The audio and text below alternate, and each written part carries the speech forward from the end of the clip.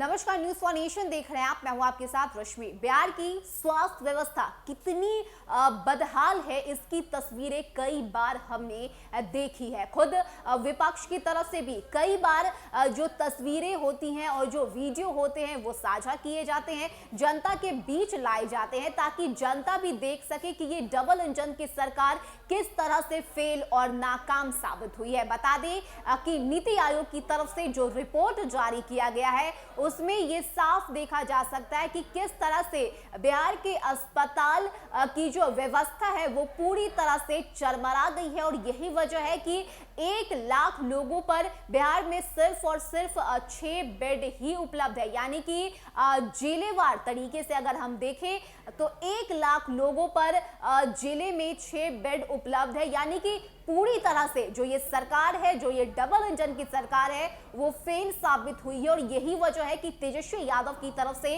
अब केंद्र सरकार और इस डबल इंजन की सरकार पर आरोप लगाया जा रहा है। बता दें कि तेजस्वी यादव ने जो है अपनी बातें रखते हुए कहा है कि 40 में से 39 सांसद रहने के बावजूद, केंद्र में बीजेपी की सरकार रहने के बावजूद विकास का काम बिहार में नहीं किया गया। और यही वजह है कि बिहार जो है वो नीचे से पहले पायदान पर आया है। यानी कि लगातार जिस तरह से बिहार की शिक्षा व्यवस्था की हम बात करें, स्वास्थ्य व्यवस्था की बात करें, रोजगार की बात करें, इन सभी मुद्दे पर जो है बिहार सरकार पूरी तरह से फेल और नाकाम साबित हुई है। और यही वजह है कि नीति आयोग की तरफ से जो रिपोर्ट जारी किया गया है उसमें आप साफ देख सकते हैं कि किस तरह से बिहार जो है वो सबसे नीचे पायदान पर पहुंच चुका है। इसी को लेकर तेजस्वी यादव ने एक बार फिर से डबल इंजन की सरकार पर, केंद्र सरकार पर हमला बोलते हुए कहा है कि यह सरकार पूरी तरह से थकी हुई सरकार है। और यही वजह है कि सरकार की तरफ से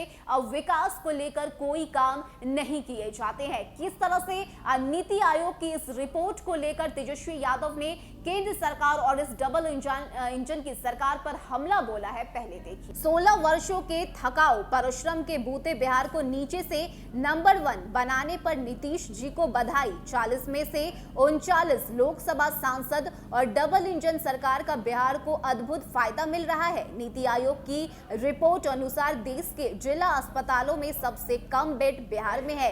1 लाख की आबादी पर मात्र 6 बेड। साथ ही नीति आयोग की जो रिपोर्ट है वो भी तेजस्वी यादव ने साझा की है। बता दें कि इस नीति आयोग की रिपोर्ट में सबसे ऊपर जिसका नंबर है वो है मध्य प्रदेश का।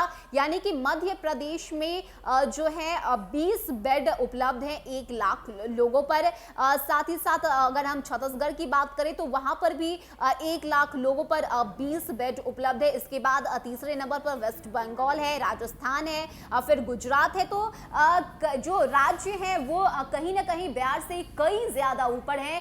1-2 नहीं बल्कि जो है 18 से 19 जो अंक है उसका जो अंतर है वो देखा जा रहा है। और यही वजह है कि तेजस्वी यादव ने अब इस डबल इंजन की सरकार पर हमला बोला है और साथ ही साथ कहा है कि 16 वर्षों से ये सरकार बिहार में है, लगातार विकास की बातें सरकार की तरफ से कही जाती है, लेकिन इसके बावजूद विकास का कोई काम नहीं किया गया है। और यही वजह है कि नीति आयोग की तरफ से जो रिपोर्ट आई है उसमें आप साफ देख सकते हैं कि किस तरह से बिहार जो है वो पूरी तरह से फेल साबित हुआ है। पूरी तरह से बिहार जो है वो लचर चुका है। और यही वजह है कि अस्पतालों को लेकर भी सरकार की तरफ से कोई इंतजाम नहीं किए गए हैं। ऐसे में रिपोर्ट नीति आयोग को लेकर नीति आयोग की रिपोर्ट का हवाला देकर तेजस्वी यादव ने केंद्र सरकार और इस डबल इंजन सरकार को घेरा और साथ ही साथ सीधे जो है वो आरोप लगाते हुए कहा है कि 40 में से 39 सांसद रहने के बावजूद इस डबल इंजन की सरकार ने विकास का कोई काम नहीं किया है। तो लगातार